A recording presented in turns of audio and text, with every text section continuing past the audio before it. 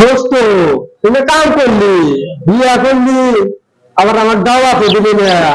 বন্ধু কই কি দাওয়াত দিলে মানে একদিন তো দাওয়াত দিয়ে গেছিলাম, যা দেখি আগে গেছো পরে আবার আরেকদিন দাওয়াত দিয়ে গেছিলাম, যা দেখে ওই দিন তুই মোবাইলে কথা বলে রাখো। লাস্টে একদিন যেদিন মনে হলো আজকে দাওয়াত দিবই, পুরো নেট পেয়ে গেছি।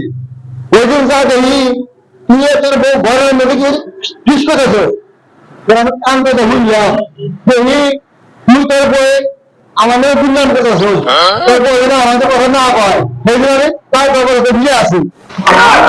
তুই বই কি রে ভাই, আপনার শত্রু আমার নিশানায়, এখন কোন ধারে মারবো?